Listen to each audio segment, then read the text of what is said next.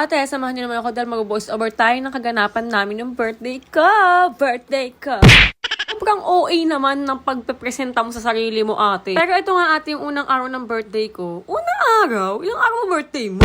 Dahil nga birthday ko, ate, ang gusto ko lang gawin, mag-relax-relax. Tanggal yung mga lamig-lamig sa likod, may stretch yung likod. Ayun talaga, ate. At sumakses naman yung gusto ko mangyari, ate, dahil naginhawaan yung likod ko. After nga namin mag-workout dyan, ate, nagpunta naman kami ng church para magpasalamat, humingi ng tawad, at humingi ng gabay sa araw-araw. Dahil wala naman tayo ibang dapat pagpasalamatan, ate. Si Lord lahat yun. After na namin mag-church, ate, nagpunta naman kami ng SM San Lazaro para dalhin sa Kidsuna yung mga bata. Nang kahit birthday mo, yung anak mo yung iintindihin mo kung ano yung gusto, di ba? Kaya naman, ate, kung makikita mo, hala, sige ang talon ng dalawa na yan. December 11 na nga ng mga araw na to, ate, dahil yung mismong araw ko nga, nag-away kami. Tama ba yun? Babalikan mo nga yung una ko sinabi, ate, ang gusto ko nga sa birthday ko ay ang magpahinga. Aba, binigay talaga. Sabi nga nila, be careful what you wish for. So, kung to, wala talagang atake sa birthday ko. Ako ang humiling, tapos ako yung sumamaan loob. Tama ba yun? Pero ate, hindi lang yun patungkol sa birthday. Meron pang malalim na dahilan. Gusto bang malaman? Comment down below. Hindi! Ang dami niyang nabago dito sa may Kidsuna SM San Lazaro branch. Tulad ditong sand na to. Sand lang pala ang gusto niyong laruin. Ang daming gumagawang construction worker dun sa may lugar natin. Naglagas pa tayo ng pera. Sa totoo nga lang, ate, wala naman talaga kaming plano magpunta rito. Ang dapat nga lang talaga namin gagawin ang magsimba. Kahit nga magkagalit kami, ate, talagang ginising ko siya para naman bawasan yung kasalanan niya. At tamang-tama naman, ate, dahil yung word of God kahapon, saktong-sakto sa kanya na para bang nakatadhana na marinig niya yun. At balik na nga tayo sa may anak ko na naglalaro ng pizza-pizzahan daw yan. Na siya na yun nagbe-bake, siya pa yung cashier. Lahat nga ng gusto mong maging, ate, nandito na sa may Kidsuna. Kaya naman kung napipil mo na hindi para sa'yo yung trabaho, ate, I think kailangan mo munang pumunta ng Kidsuna. Para naman mapil mo kung ano talaga yung gusto mo maging trabaho. Yung napipilitan ka lang dyan sa trabaho mo.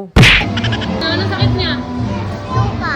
Pero may dip-dip siya. May suka siya. Palagi.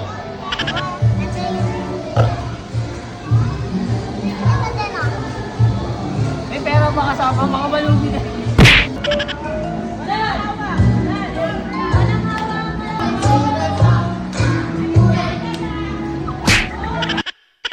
Oh, di ba? Tingnan mo tong anak kong si Miguel. Naging doktor siya kanina, di ba? Pero, meron pa siyang pakas. Ito namang si Sydney kanina, parlor shop. Ngayon, burger shop. Nasabi ko sa'yo, ate. Kung ako sa'yo, magpunta ka na dito sa Kidsuna. At sa tingin ko nga, ate, itong parlor shop yung nagustuhan nila. Dahil dalawa pa talaga silang bumalik dyan. Make over nila yung ama nila.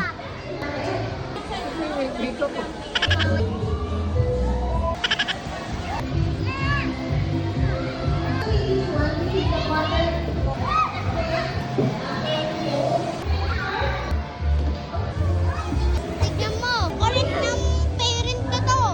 Makulit yan, di ba?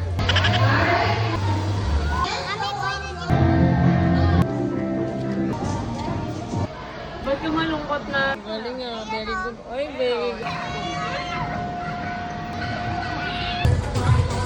After nga nila maglaro sa Kidsuna, ate, agad naman kami sumakay ng LRT. Para makauwi na tayo, be. Kitang-kita naman sa mata ng mga anak ko kung gano'n sila kapagod, di ba? Nagpakarga na nga tong isa eh. Kanina. Kasi wala mabilis sa akin. Aw! Nag-quick break nga muna tong mga to. Kasi kinamamayaan lang, ate, kakain naman kami sa Silver Crown. Nagpabili nga lang din ako dyan ng donut, ate, para yun lang yung ibablow ko. Sunod-sunod na rin kasi, ate, yung nagdaan na cake sa amin simula nung holiday. Kaya naman, itutusok ko na yung candle sa cake ko. At sabay-sabay tayong kumanta ng Happy, happy, happy birthday.